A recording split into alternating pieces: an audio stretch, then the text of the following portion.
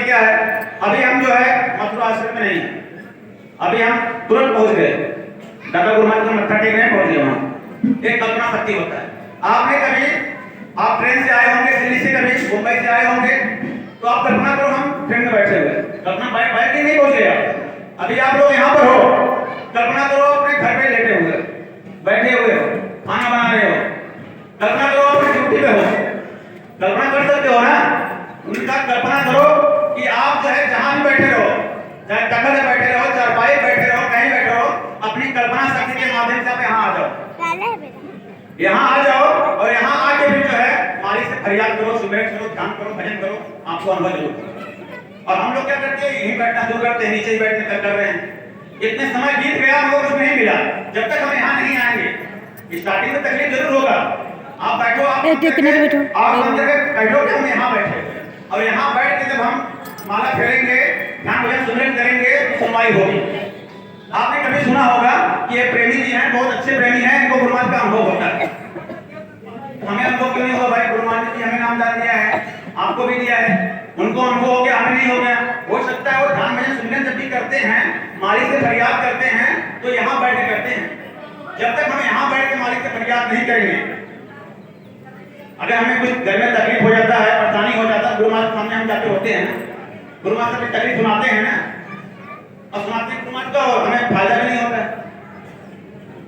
तस्वीर से फायदा नहीं होगा। जब तक गुरु महाराज के फट में हम यहाँ नहीं करेंगे, गुरु महाराज की समस्याओं को, अपनी समस्याओं को हम गुरु महाराज से यहाँ नहीं करेंगे, तब तक उसका निराकरण नहीं होने वाला है, वहां ध्यान नहीं देने वाला।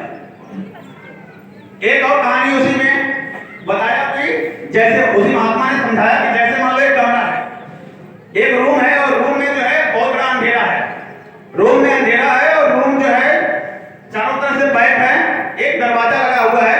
अगर आप दरवाजे को धक्का देंगे तो रूम खुल जाएगा, दरवाजा खुल जाएगा, और रोशनी भी आएगी और प्रकाश और आवाज भी आएगा। एक कंडीशन है, आप रूम के अंदर हैं और अंधेरा इतना विशाल है कि आपको दिखाई नहीं दे रहा है कि दरवाजा कहां है।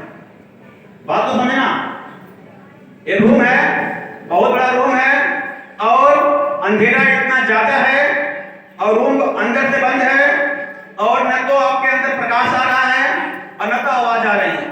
आप रूम के अंदर हैं, आपको ये भी नहीं मालूम है दरवाजा कहां है, आपको प्रकाश भी जाना है, आपको जो है आवाज भी आना है। आप अगर दरवाजे के पास जाओगे, थोड़ा धक्का दोगे, दरवाजा खुल जाएगा, प्रकाश भी आएगा, आवाज भी आएगा।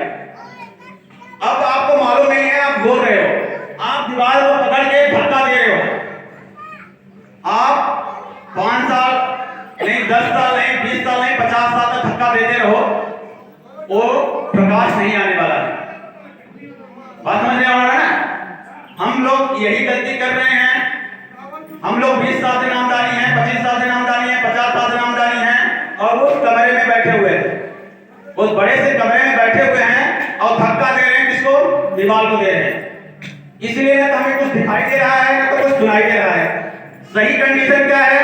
अगर हम दरवाजे के पास आ जाएं और थोड़ा सा धक्का दे दें, दरवाजा खुल जाएगा, प्रकाश भी आएगा और आवाज भी आएगा। दरवाजा यहाँ है, हमें निशाना कहां से लगाना है हमें अब नहीं मालूम हो पाया। मैंने ये चीजें जो मैं आपको बताया कहानी में, राधा स्वामी संत मतलब किताब राधा स्वामी, मैंने उसमें पढ़ा था। जो उनके कुछ शिष्य राधा स्वामी पाद के कोई गुरु थे, जो है नाम नहीं याद आ रहा है, उनके शिष्य गए थे, एक प्रश्न पूछा था, तो उन्होंने कहा था कि आप सही स्थान पर बैठ के भजन नहीं कर रहे, यहाँ बैठ कर फरियाद करेंगे, सुमिरन करेंगे, ध्यान भजन करेंगे, तो जरूर सुनवाई होगी। हम लोग जो है बाबा जी के शिष्य, या एक मनुष्य शरीर भी जो मिला हुआ है, एक बहुत ही उत्तम शरीर है। हम लोग अपने आप को जो है छोटा समझ के जीवन बिता रहे हैं। हम लोग अनामी महापुरुष के जो है शिष्य हैं, और वो काम जो संसार करता है हम लोग उनसे विभिन्न तरीके से करते हैं, जो है तो अपना पहचान भी हमें जो है अलग तरीके से रखना पड़ेगा। खान पान का हमें भी चेंज करना पड़ेगा। हर आदमी, अब गुरु भाई हो गया, हर आदमी जो है चाट, हर आदमी जो है खान पान जो है चाट की दुकान पे देख लो, समोसे की दुकान पे देख लो, मिठाई, जो आइटम जो है संसारी खाता होगा वो आइटम हम लोग खाना शुरू कर दें। जो पहले गुरु महाराज थे, कम से कम कुछ परहेज था। जब तक हमारे खान पान में जो है परहेज नहीं आएगा, तब तक आप कुछ करते रहोगे, तभी मन क्या, मन हमारा विचलित क्यों होता है भाई? हम ध्यान भजन सुमिरन कर रहे हैं, डेली कर रहे हैं, जो नहीं कर रहे हैं अलग बात है, जो कर रहे हैं वो अपने आप में एनालिसिस करो। डेली कर रहे हैं, सुबह सुबह हमने सुमिरन किया, भजन किया, ध्यान किया, 1 घंटा 1.5 घंटा बैठा। अभी शाम को जब बैठता हूँ फिर भी मालूम पड़ता है कि मन भाग रहा है, परेशान कर रहा है। आखिर क्यों? हमारा कहीं न कहीं दिन भर जो है, हमारा दिनचर्या जो है मांसाहारियों के संपर्क में रहा होगा, हमारा खान पान भी ऐसे गलत रास्ते पर रहा होगा, जो है आचार विचार भी ऐसे हमने दोस्तों और साथियों के साथ जाके हमने कुछ ऐसा शब्द बोल दिया गया होगा, शब्द सुन लिया गया होगा। क्या होता है, कर्मों का आवरण इतना खतरनाक होता है, करने वाले को सजा भले न मिले मगर सुनने वाले को, कहने वाले को मिल जाता है।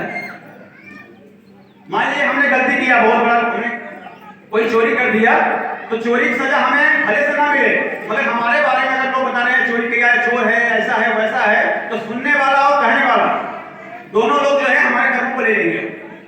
और आज हम लोग संगत में, हम लोग गुरु महाराज के जीवित मानते हैं मगर पंकज तिवारी, रतन, उनका सबका बुराई करते रहते हैं।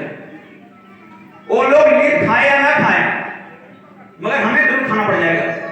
गुरु महाराज ने लीड वाला कहानी सुनाया था ना, मुझे ख्याल नहीं आ रहा है। राजा ने बहुत बड़ा गलती किया था तो उसको लीड खाने का हो गया था, तो राजा ने क्या किया था, एक अफवाह फैला था। किसी महात्मा ने, किसी ने उनको राय दिया था कि ऐसा अफवाह